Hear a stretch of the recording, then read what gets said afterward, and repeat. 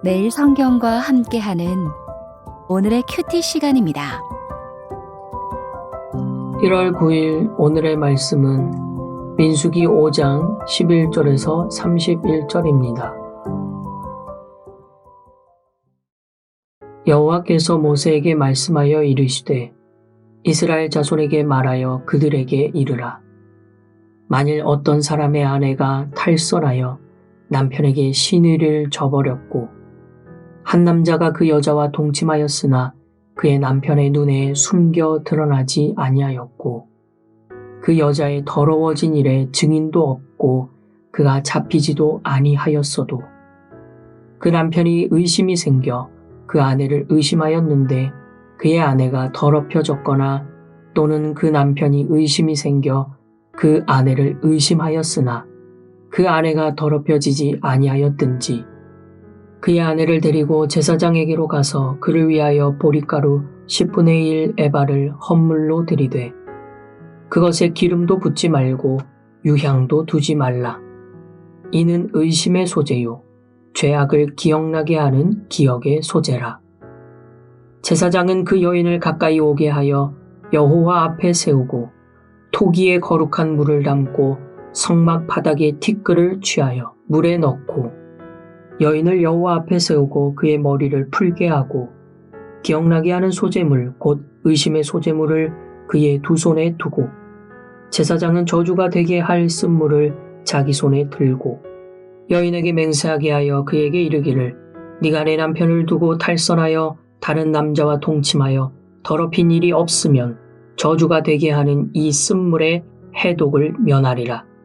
그러나 네가 네 남편을 두고 탈선하여 몸을 더럽혀서 내 남편 아닌 사람과 동침하였으면 제사장이 그 여인에게 저주의 맹세를 하게 하고 그 여인에게 말할지니라.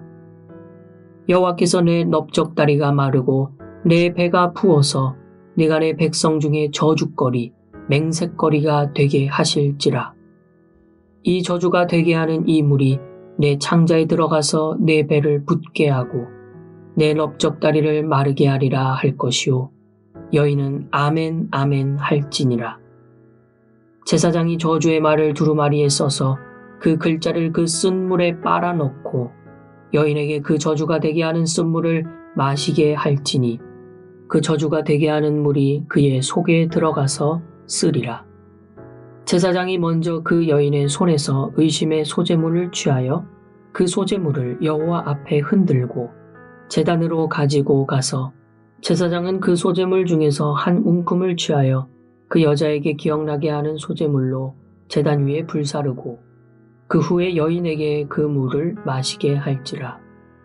그 물을 마시게 한 후에 만일 여인이 몸을 더럽혀서 그 남편에게 범죄하였으면 그 저주가 되게 하는 물이 그의 속에 들어가서 쓰게 되어 그의 배가 부으며 그의 넓적다리가 마르리니 그 여인이 그 백성 중에서 저주거리가 될 것이니라. 그러나 여인이 더럽힌 일이 없고 정결하면 해를 받지 않고 임신하리라. 이는 의심의 법이니 아내가 그의 남편을 두고 탈선하여 더럽힌 때나 또는 그 남편이 의심이 생겨서 자기의 아내를 의심할 때에 여인을 여호와 앞에 두고 제사장이 이 법대로 행할 것이라. 남편은 무죄할 것이요 여인은 죄가 있으면 당하리라.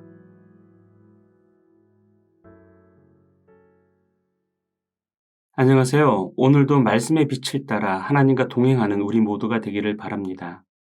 오늘 본문은 간음을 행한 것으로 의심되는 아내에 대한 규례를 다룹니다.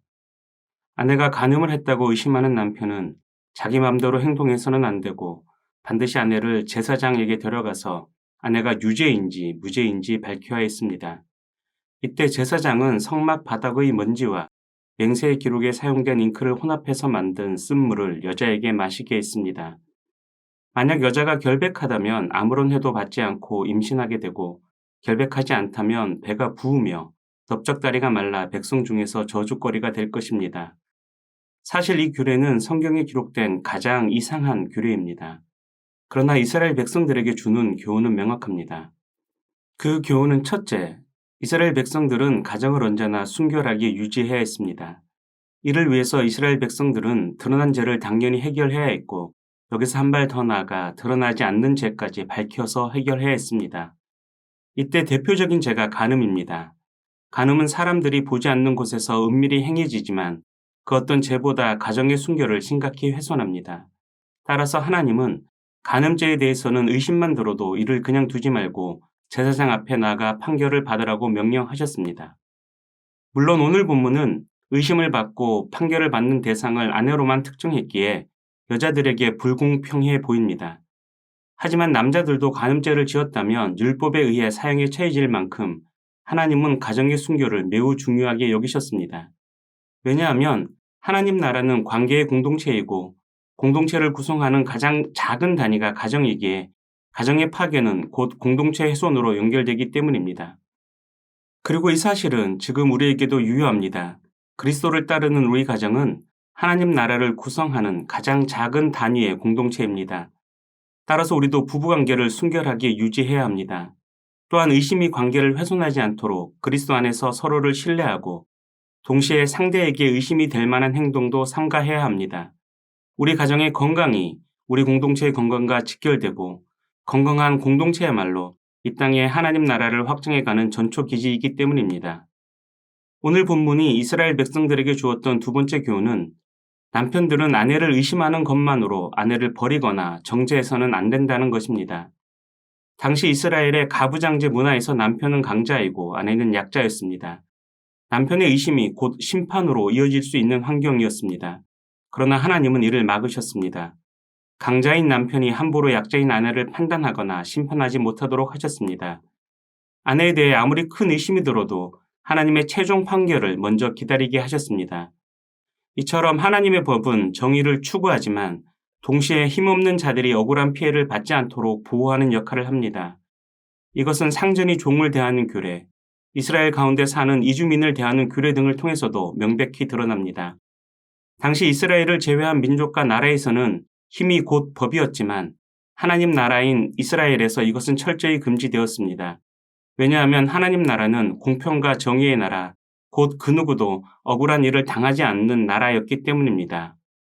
물론 이스라엘도 나중에는 타락해서 힘이 곧 법이 되는 나라로 전락했지만 하나님이 바라고 꿈꾸신 하나님 나라의 가치는 사라지지 않았습니다. 그리고 하나님은 이를 오늘을 사는 우리에게 요구하십니다. 우리 가정에서, 우리 공동체에서 힘 있는 자가 힘없는 자를 억울하게 만드는 일이 일어나고 있지 않은지 살펴보십시오. 더 나아가서 우리 사회에서 이러한 일이 일어나고 있다면 이를 가능케 한 나쁜 구조나 시스템을 개선하는 일에 힘을 보태십시오. 이것이 바로 하나님이 우리에게 바라시고 요구하시는 하나님 나라 운동입니다. 기도하겠습니다.